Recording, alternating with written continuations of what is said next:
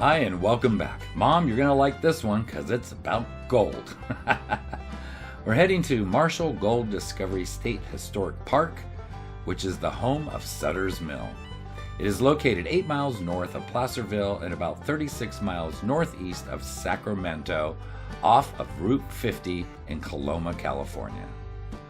The park is about 576 acres and sits at an elevation of 764 feet in El Dorado County, California. Sutter's Mill was a water-powered sawmill on the banks of the South Fork of the American River in the foothills of the California Sierra Nevada.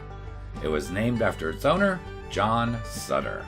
James W. Marshall, the man in charge of building the mill for John Sutter, found gold during its construction. This is what set off the California Gold Rush of 1848 and was a major event in the history of the United States. Let's start off this adventure at the Gold Discovery Museum. Gold Rush history is alive and well at the Gold Discovery Museum, which is on the same historic stretch of the American River where the Sutter's Mill and the initial discovery of gold was made. I was happy the museum had a lot of information on the Native American Nisenan tribe that occupied the area and learned that once again history does repeat itself across this nation on how the Native Americans were treated by the settlers. The museum and the area around it contains numerous buildings including a blacksmith shop, original homes, and miners' cabins. On display in the museum has quite a few really good exhibits, some of which a lot of old artifacts from that period. But I'd say let's stop looking inside and let's get outside and see what this historic place has to offer. Behind the museum had a really nice picnic area with these cool stone barbecues. Yeah, it was pretty awesome. And they also had some displays here of the Native Americans and their huts. The discovery of gold at the sawmill construction site ushered in one of the darkest episodes of widespread sexual assault and mass murder against the Native people of California. Sutter immediately negotiated a treaty with the chief of the Coloma Nisenan tribe, which would have given a 3-year lease to lands surrounding the gold discovery site. During those negotiations, the chief warned Sutter that the yellow metal he so eagerly sought was very bad medicine. It belonged to a demon who devoured all who searched for it. Within a year of the discovery of gold, hordes of adventurers from all over the world descended upon the native peoples of California with catastrophic results. The entire state was scorned by gold seekers. Thinly spread government officials were overwhelmed by this unprecedented deluge of immigrants, and all effective authority collapsed. Military authorities could not prevent widespread desertion of soldiers, and chaos reigned. They call this the Native American grinding rock on the map, and I think, God, just think back how many decades it took to grind those holes. Wow, pretty amazing. The museum is very involved in upkeep and keeping the exhibits up to date and doing the repairs. I saw a lot of this while I was here. Between 1850 and 1883, Coloma was home to a sizable Chinese community. These stone buildings, known as the Manli and Wahop stores, are all that remain. Chinese merchants supplied their countrymen with mining necessities and items from their homeland. Their stores served as places to gather. After a fire destroyed Coloma's Chinese quarter in 1883, most of the Chinese miners and merchants left town. Here's a miner's cabin. Boy, isn't that cool. I don't know if it's a replica or original or one that was moved here, but it still is very cool, especially with it stocked with normal household goods inside. Isn't that amazing? Look at the gaps in that door. Wow. Here's another miner's cabin. Now take a close look at these joints, these dovetail joints. Now that is amazing. Can you imagine if your house was built like that today? Wow. Especially you people in Florida with the hurricanes. But check out inside all the artifacts. I just think this is so cool. So, Mom, did this make up from the last video? This is some old gold mining stuff that you like. And this is really, really cool. Not only were the settlers gold miners, but it looks like they were skilled craftsmen as well. Across the street from this miner's cabin was the site of a large pentagon-shaped structure that was built in 1849.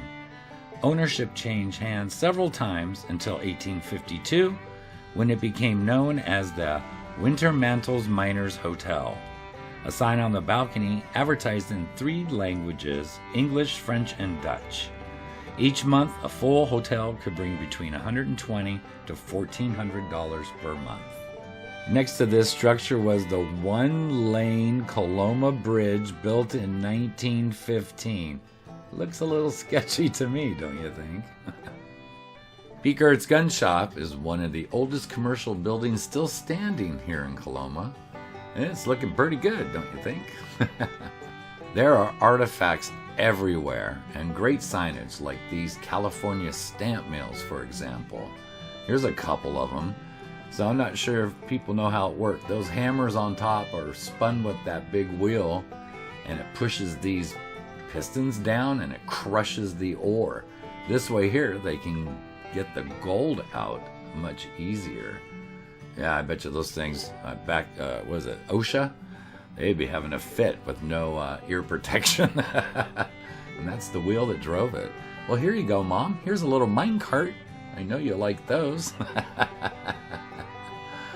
Oh my gosh. And this is the site of James Marshall's cabin. And I have to say, it's looking pretty spiffy, don't you think? Considering how old it is. All right, let's follow the path that takes us down to the river where the site of the original Sutter's Mill was. I think I'm actually walking on the area where the mill actually stood, or at least maybe to the left of here. And you know, it had to be close to that river because that's what operated the lumber mill. Look at that sign. Wow, pretty amazing. So here's the only picture I could find of the mill back then. And here is some images of the flooding, and you can see that sign is in the water. And I guess later it really was roaring because it knocked the top off of that sign. Construction of Sutter's Mill began in 1848, and by 1850, 2 years later, it deteriorated rapidly. Then the flood of 1862 destroyed what remained. In 1924, the original mill site was discovered, and in 1947, the excavation began, and that's when they dug up those timbers to get an idea of the size. Here are those timbers on display. Absolutely fascinating that they survived this long. And the idea that they now know the dimensions, 60 by 25 feet, they could rebuild and make a replica for all of us to enjoy. So let's go check that out. Many settled at the new town of Coloma, California, which sprung up close to Sutter's Mill. Numerous further discoveries of gold in California were made. During the next 7 years, approximately 300,000 people came to California by land and by sea to seek their fortunes from either mining gold or selling supplies to the prospectors. The California gold rush permanently changed the territory, both through mass immigration and the economic effects of the gold. Marshall placed the mill near the river because it relied on the water power to drive its saw. Water was diverted from the river to run through the mill race, through a ditch, through the mill. The water pressure turned the water wheel at the bottom of the building, which in turn operated a saw on the upper level. If you see right between there, you can see the water wheel and the race for the water to run through to spin it. How fascinating. How ingenious, right? Marshall had trouble getting water to flow freely enough to drive the saw, and so his workers kept digging at the mill race. And one day, while inspecting that work, Marshall looked down in the water trickling past his feet, and using only his hands, scooped up some flakes of metal, and that's when all the changes began. On September 8th, 1965, a groundbreaking was held to begin the construction of the replica of the original Sutter's Mills. Based on Marshall's own drawings, the wood timbers recovered from the riverbed, and a photograph of the mill taken around 1850. The replica was nearly completed by the following year, and while not built at the exact spot as the original, it was designed to be moved there if the river returned to its 1848 stream bed. The newly completed replica was officially dedicated on January 21st, 1968. But did you know, in 2014, the 1960 structure was replaced with a new replica built closer to the original site. Here's a fun fact. On April 22, 2012, a meteor entered the Earth's atmosphere and exploded, showering meteorite fragments over parts of California and Nevada. The first samples of this meteorite fell and were recovered close to Sutter's Mill, so it was named the Sutter's Mill meteorite. Several dozen fragments were eventually identified with a total weight of about a kilogram. The meteorite contains some of the oldest known material in the solar system. In case you're wondering what I'm doing walking this path and filling your minds with all this very useful information, this is leading to the site where Marshall found the gold.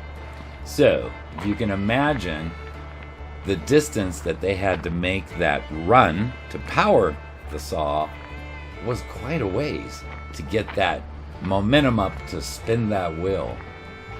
The mill was an inspiration for a song by singer-songwriter Dan Fogelberg titled Sutter's Mill.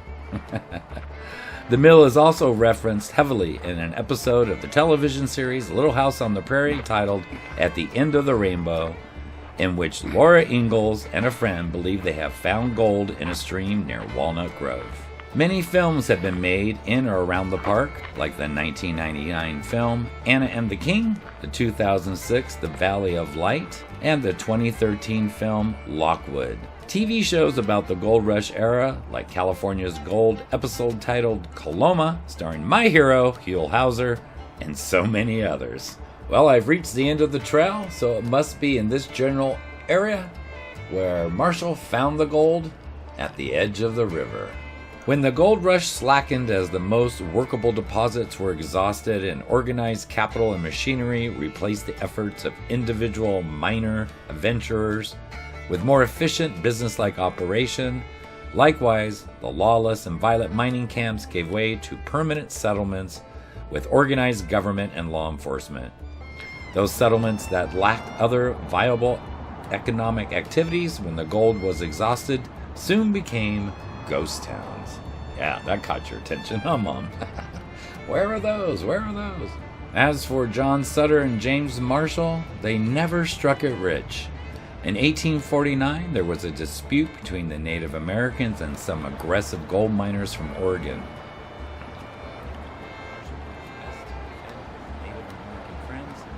But the Indians were murdered and Marshall was forced to flee for his life. Years later, after things quieted down, he returned to Coloma and spent about 10 years in a cabin on the hillside, raising grapes and making wine. In the late 1860s, he moved to Kelsey, 5 miles away, where he spent his last years in poverty. He died in 1885 and is buried on the hilltop behind his cabin in Coloma. A monument was erected by the state of California on May 10, 1890, in a ceremony that attracted hundreds of interested people. This fulfilled Marshall's oft-repeated prophecy, someday they'll make a fuss over me. Thank you so much for watching, and until next time, love you, Mom.